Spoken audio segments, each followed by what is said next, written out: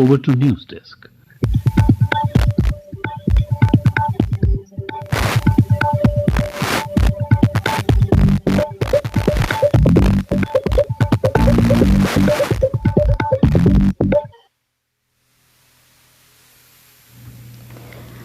धन्यवाद रविकांत। आज समाचार पत्रों की सुर्खियों के साथ मैं फरहीन। आज अलग अलग समाचार पत्रों ने अलग अलग समाचार को अपनी सुर्खी बनाया है।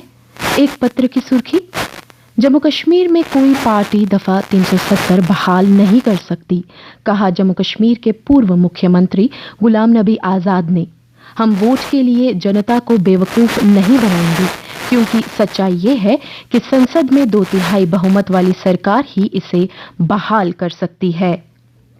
एक अन्य अंग्रेजी समाचार पत्र की सुर्खी, जम्मू कश्मीर सरकार को आने वाले 3 महीने में प्रदेश में प्राइवेट इन्वेस्टमेंट के 20,000 करोड़ रुपए के प्रपोजल्स को अप्रूवल देनी है। इन प्रपोजल्स को जमीन के विकास के बाद क्लियरेंस दी जाएगी। प्रमुखता से छपा समाचार, मेरठ में दुष्यंत कुमार की किताब बदलते भारत में निहारता कश्मीर के एक समारोह में उपराज्यपाल मनोज सिन्हा ने कहा कि जम्मू कश्मीर में लोगों को 7 दशकों तक विकास से वंचित रखा गया। आतंक और भ्रष्टाचार मुक्त बनाने के लिए प्रदेश में अनसर्टेनिटी और नेपोटिज्म पर काबू पाना होगा। प्रमुखता से छपा कुछ पत्रों का समाचार है, मनरेगा योजना पर एक रिपोर्ट के मुताबिक जम्मू कश्मीर में लोगों को समय पर मजदूरी की अदायगी की जा रही है। ग्रामीण इलाकों में काम की मांग को लेकर वर्क डेज में इजाफा किया जा रहा है। एक समाचार पत्र की सुर्खी, सेना प्रमुख जनरल मनोज पांडे ने भारतीय वायुसेना के अपाचे लड़ाकू हेलीकॉप्टर से उड़ान भरी। वरिष्ठ सेना कमांडरों ने सेना अध्यक्ष को परिचालन तैयारियों के बारे में बताया। कई पत्रों में छपा समाचार, इंडियन इंस्टीट्यूट्स ऑफ टेक्नोलॉजी की प्रवेश परीक्षा जेईई एडवांस्ड के परिणाम घोषित किए गए। 4 साल की तुलना में इस बार पास होने के लिए न्यूनतम सकल अंक में कमी आई है।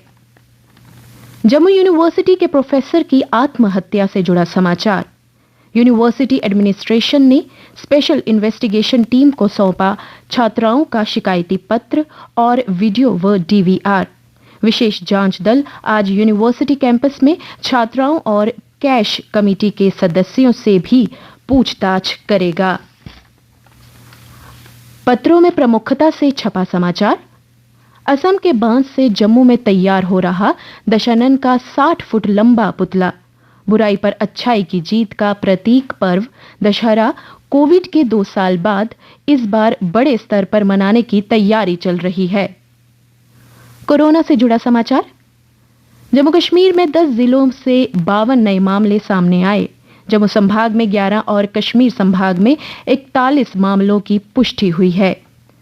सड़क हादसों से जुड़ा समाचार, वर्ल्ड हेल्थ ऑर्गेनाइजेशन ने जारी अपनी एक रिपोर्ट में खुलासा किया है कि हेलमेट पहनने से सड़क दुर्घटना में 64% मौत के मामले कम हो सकते हैं। कई पत्रों में छपा समाचार, 15 व 16 सितंबर को होने वाली शंघाई सहयोग संगठन के शीर्ष नेताओं की बैठक में प्रधानमंत्री नरेंद्र मोदी, रूस के राष्ट्रपति पुतिन, चीन के राष्ट्रपति शी जिनपिंग और पाकिस्तान के प्रधानमंत्री शहबाज शरीफ के साथ शामिल होंगे। एससीओ की इस बैठक के अलावा रूस के राष्ट्रपति पुतिन के साथ द्विपक्षीय वार्ता भी तय है। और अब अन्य समाचारों के साथ मेरी सहयोगी रोहिणी शर्मा। धन्यवाद फरहीन। चीन की फर्जी कंपनियों का भांडाफोड़, मुख्य साजिशकर्ता चीनी नागरिक जिलियन ट्रोस्टे को गिरफ्तार किया गया है। वे बिहार के रास्ते सड़क मार्ग से भागने की कोशिश कर रहा था। प्रधानमंत्री नरेंद्र मोदी को देश विदेश से मिले 1200 से ज्यादा उपहार नीलाम होंगे।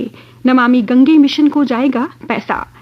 रेलवे बोर्ड के chief executive officer Vinay Kumar Tripathi ने कटड़ा बनिहाल रेल खंड के काम का जायजा लिया और एजेंसी को काम में तेजी लाने के निर्देश दिए। पितृपक्ष में पिंडदान के लिए दूर दराज इलाकों से लोग पुरमंडल व उत्तरवहनी पहुंच रहे हैं। ट्राइबल अफेयर्स डिपार्टमेंट के सेक्रेटरी शाहिद इकबाल चौधरी ने कहा कि NEET, JEE और UPSC कोचिंग के लिए 200 छात्रों को चुना गया है। कोचिंग के लिए उन्होंने चुने गए छात्रों को प्रमाण पत्र बांटे। और अब कुछ खेल समाचार। श्रीलंका 8 साल बाद फिर क्रिकेट के एशिया कप का बादशाह बन गया है। श्रीलंका की टीम ने पाकिस्तान को 147 रन पर समेटकर 23 रन से फाइनल मैच जीत लिया। 45 गेंदों पर नाबाद 71 रन बनाने वाले श्रीलंका के भानुका राजपक्षे को मैन ऑफ द मैच घोषित किया गया। T20 प्रारूप में श्रीलंका की ये एशिया कप में पहली खिताबी जीत है।